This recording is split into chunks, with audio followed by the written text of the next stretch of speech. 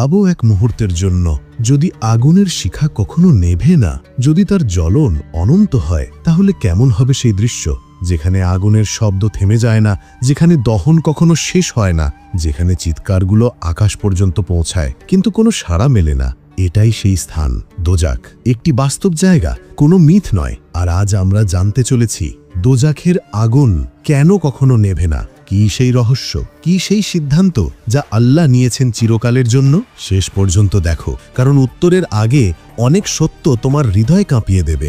একদিন এক যুবক নবীর কাছে এসে বলল, হে আল্লাহের রাসূল সাল্লাল্লাহু আলাইহি ওয়াসাল্লাম, আমি দোজাখের আগুনের কথা শুনে ভয় পাই, কিন্তু আমি বুঝতে চাই এটা কেমন আগুন। রাসূলুল্লাহ সাল্লাল্লাহু আলাইহি ওয়াসাল্লাম বললেন, তুমি যে আগুনে রান্না করো সেটা দোজাখের আগুনের এক অংশ মাত্র।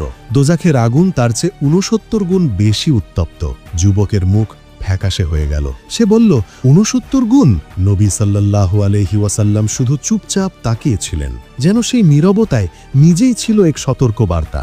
তাহলে প্রশ্ন আসে, কেন আল্লাহ এমন আগুন সৃষ্টি করলেন যা কখনো নেভে না? আমরা জানি আগুন নিভে যায় কাঠ শেষ হলে, বাতাস কমলে অথবা পানি পড়লে, কিন্তু দোজাখে কাঠও শেষ হয় না, বাতাসও থেমে থাকে না, আর পানি, সেখানে পানি মানে অশ্রু, আর সেই অশ্রু আগুনই বাড়িয়ে দেয়। আল্লাহ কোরআনে বলেন, যখনই তাদের চামড়া পুড়ে যাবে আমরা তাদের জন্য নতুন চামড়া সৃষ্টি করব, যাতে তারা শাস্তি অনুভব করতে পারে।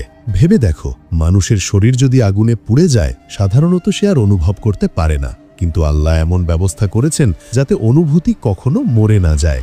এটাই সেই শাস্তি যা কেবল আল্লাহর ইচ্ছায় টিকে থাকে। এখন কেউ বলবে যে, ভাই এ তো ভয় দেখাবেন না, দোজাখের আগুন নিয়ে ভাবলে তো ঘুমই আসবে না। তাহলে বলো, এক রাতের ঘুম হারানো ভালো নাকি এক অনন্ত রাতের ঘুমহীনতা? এমন প্রশ্নগুলোই আমাদের জাগিয়ে রাখে। কুরআনে বলা হয়েছে, দোজাখের আগুন নাফাখা মিন নারে জাহান্নাম, অর্থাৎ এমন আগুন যা পৃথিবীর আগুনের মতো নয়। এটি এক অতিপার্থিব সৃষ্টি, যার জ্বলন আল্লাহর আদেশে অবিনশ্বর। হাদিসে আছে, দোজাখকে 1000 বছর ধরে জ্বালানো হয়েছে, সে আগুন লাল হলো, আবার 1000 বছর সে আগুন কালো হলো, এখন তা অন্ধকার আগুন।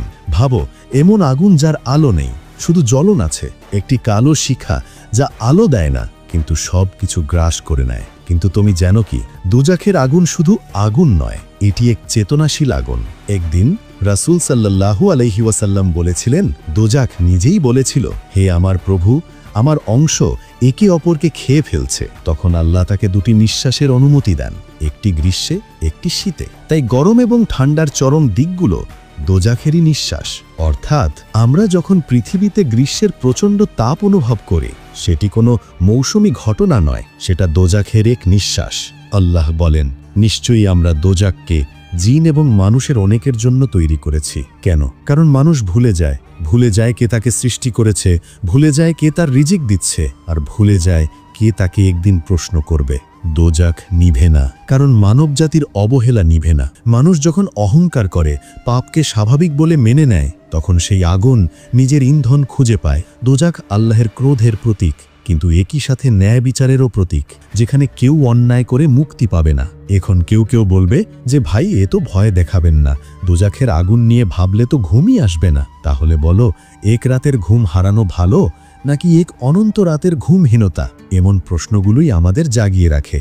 দোজাখের আগুন চিরন্তনভাবে জ্বলে, দোজাখ নিভে না কারণ এটি আল্লাহর ন্যায় বিচারের অনন্ত রূপ। যখন কেউ এমন পাপ করে যা অনন্ত ক্ষতির কারণ, যেমন আল্লাহর সঙ্গে শরিক করা, তখন তার পরিণতি অনন্ত হয়। কুরআনে স্পষ্ট বলা হয়েছে, যারা কাফির তাদের জন্য আগুনের পোশাক কেটে তৈরি করা হবে, তাদের মাথার উপর ঢালা হবে ফুটন্ত পানি, এবং তাদের জন্য নেই মৃত্যু যাতে তারা মরতে পারে, না আছে শাস্তি হালকা হওয়া।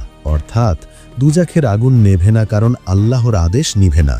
আল্লাহ নিজে বলেছেন, যখন আমরা বলি হও তখন তা হয়ে যায়। তাহলে যখন তিনি বলেন জ্বলো, কে থামাতে পারবে? তবে প্রশ্ন হলো, সবাই কি চিরকাল দোজাখে থাকবে? না।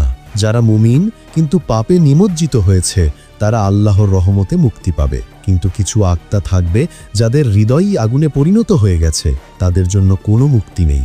এবং তখন দোজাখ বলবে, আরও কি আছে হে প্রভু?